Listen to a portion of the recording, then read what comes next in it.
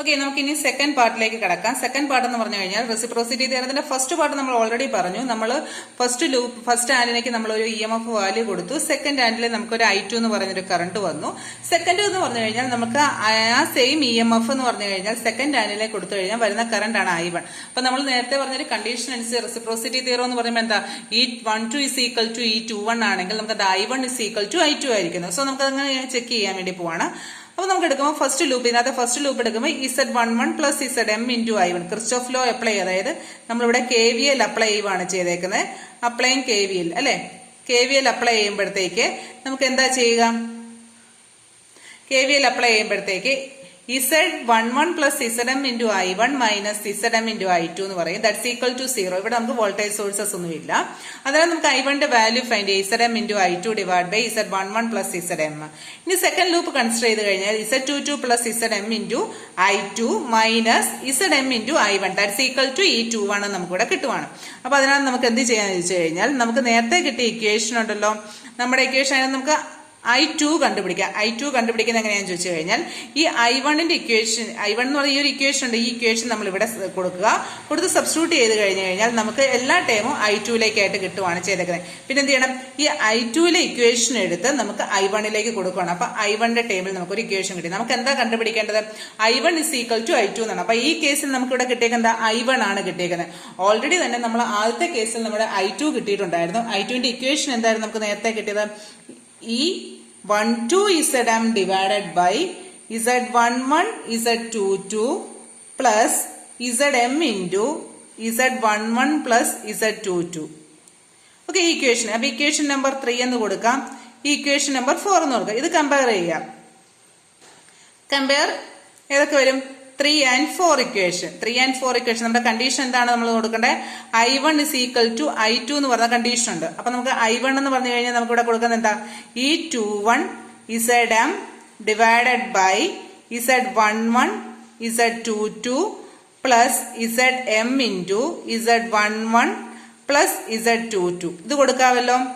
That's equal to ഏത് value കൊടുക്കും, നമ്മൾ അടുത്ത വാല്യൂ, അതായത് E12 ZM divided by Z11 Z22 plus ZM into Z11 plus Z22 എന്ന് പറഞ്ഞൊരു വാല്യൂ ആണ് നമ്മളിവിടെ കൊടുക്കുന്നത്.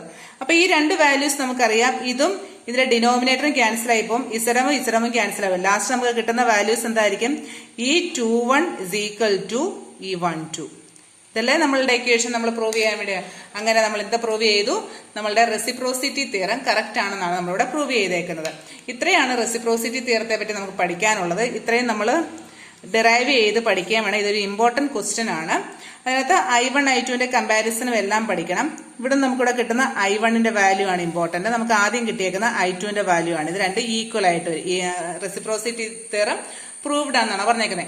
ഇനി ഇതിന് കുറെ ആപ്ലിക്കേഷൻസ് ഉണ്ട്, ഒരു 4 ആപ്ലിക്കേഷൻസ് ഉണ്ട് റെസിപ്രോസിറ്റി തിയറത്തിനകത്ത്.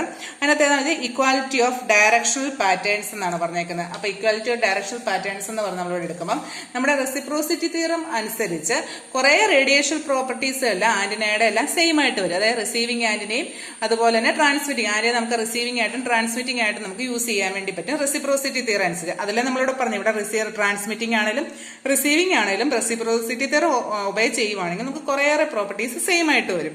അപ്പൊ അതിനകത്ത് വരുമ്പോൾ ഇക്വാലിറ്റി ഓഫ് ഡയറക്ഷണൽ പാറ്റേൺസ് എന്ന് പറഞ്ഞാൽ, അപ്പൊ ഇക്വാലിറ്റി ഓഫ് ഡയറക്ഷണൽ പാറ്റേൺസ് എന്ന് പറഞ്ഞു കഴിഞ്ഞാൽ ആന്റിനയ്ക്ക് എന്താ ഐഡന്റിക്കൽ ആയിട്ടുള്ള രണ്ടിനും, റിസീവിംഗ് ആൻഡ് ട്രാൻസ്മിറ്റിംഗ് ആന്റിനയ്ക്ക് രണ്ട് സെയിം ആയിട്ടുള്ള ഐഡന്റിക്കൽ ഡയറക്ഷണൽ ക്യാരക്ടേഴ്സ് ആയിരിക്കും നമുക്ക് വരിക.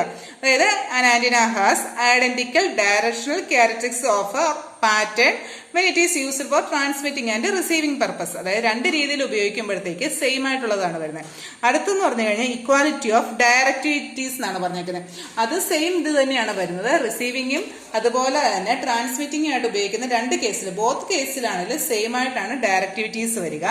അതുപോലെ തന്നെ അടുത്തെന്ന് പറഞ്ഞത് ഇക്വാലിറ്റി ഓഫ് എഫക്റ്റീവ് ലെങ്ത് എന്നാണ് വന്നേക്കുന്നത്. അപ്പൊ എന്തായിരിക്കും, സെയിം എഫക്റ്റീവ് ലെങ്ത് ആയിരിക്കും ഏതാ, റിസീവിംഗിലും ട്രാൻസ്മിറ്റിംഗിലും ഉള്ള ആന്റിനയുടെ യൂസ് ചെയ്യുമ്പോൾ. ഇതെല്ലാം ഇങ്ങനെ കണ്ടീഷനാണ്. റെസിപ്രോസിറ്റി ഒബേ ചെയ്ത കേസിൽ മാത്രമേ ഉള്ളൂ. റെസിപ്രോസിറ്റി തിയറം ഒബേ ചെയ്ത കണ്ടീഷനാണ് വരുന്നത്. ലാസ്റ്റ് ആപ്ലിക്കേഷൻ എന്ന് പറഞ്ഞാൽ ഇക്വാലിറ്റി ഓഫ് ആന്റിന ഇംപിഡൻസ് എന്നാണ് പറയുന്നത്. അപ്പൊ എന്തായിരിക്കും ആന്റിനയ്ക്ക് എന്താ ഐഡന്റിക്കൽ ഇംപിഡൻസ് ആയിരിക്കും. എപ്പോഴാണ് രണ്ടും ഇത് നമ്മുടെ ട്രാൻസ്മിറ്റിംഗ് ആയിട്ട് റിസീവിംഗ് ആയിട്ട് യൂസ് ചെയ്യുമ്പോഴത്തേക്ക് ആന്റിന ഇംപിഡൻസ് ഐഡന്റിക്കൽ ആയിട്ടായിരിക്കും നമുക്കിവിടെ വരിക. ഇനി ഇതിന് കുറച്ച് ലിമിറ്റേഷൻസ് എന്ന് പറഞ്ഞൊരു സംഭവം നമ്മളിവിടെ പഠിക്കുന്നുണ്ട്. അത് വലിയ ഇമ്പോർട്ടൻ്റ് അല്ല, അങ്ങനെ ചോദിക്കാറില്ല. ഇത്രയാണ് സാധാരണ രീതിയിൽ ചോദിക്കുക. ലിമിറ്റേഷൻ എന്ന് പറഞ്ഞാൽ ഇത് സാധാരണ പ്രാക്ടിക്കൽ റേഡിയോ വർക്കിലെല്ലാം ഉപയോഗിക്കാറുണ്ട്. പക്ഷെ ചില ഡിസ്റ്റൻസ് ലോങ് ഡിസ്റ്റൻസ് ആയിട്ടുള്ള കമ്മ്യൂണിക്കേഷൻ അയനോസ്ഫെറിക്കുള്ള ചില ലോങ് ഡിസ്റ്റൻസ് കമ്മ്യൂണിക്കേഷൻ ചിലപ്പോൾ നമ്മൾ ഉദ്ദേശിച്ച പോലെ കറക്റ്റ് ടൈമിൽ കറക്റ്റ് ഇതായിട്ട് നമുക്ക് അതിന്റെ റേഡിയേഷൻ കിട്ടണമെന്ന് നിർബന്ധമില്ല. അങ്ങനെയുള്ളൊരു ചെറിയൊരു ലിമിറ്റേഷൻ ഉണ്ട്. അത് വലിയ ഇമ്പോർട്ടൻ്റ് അല്ല. പിന്നെ നമുക്ക് ഇവിടെ പറയുന്ന കേസ് എന്ന് പറഞ്ഞു കഴിഞ്ഞാൽ ഒരു ടോപ്പിക് ഉണ്ട്, ഡ്യുവാലിറ്റി ഓഫ് ആന്റിന എന്ന് പറഞ്ഞൊരു ടോപ്പിക് ഉണ്ട്. ഡ്യുവാലിറ്റി ഓഫ് ആന്റിന എന്ന് പറഞ്ഞു കഴിഞ്ഞാൽ നമുക്ക് സാധാരണ രീതിയിൽ മാക്സ്വെൽസിന്റെ ഇക്വേഷൻസ് ഒക്കെ നമ്മൾ പഠിച്ചിട്ടുണ്ട്. മാക്സ്വെൽസിന്റെ ഇക്വേഷൻ ഒക്കെ എന്താണ്, ഇലക്ട്രിക് ഫീൽഡിലും ഉണ്ട്, അതുപോലെ തന്നെ മാഗ്നറ്റിക് ഫീൽഡ്. അതായത് സെയിം സംഭവം തന്നെ ഇലക്ട്രിക് ഫീൽഡിലെ കേസിലും മാഗ്നറ്റിക് ഫീൽഡിന്റെ കേസിലും സെയിം ആയിട്ട് വരുമ്പോഴാണ് ഡ്യുവാലിറ്റി തിയറം നമ്മളിവിടെ പറയുന്നത്.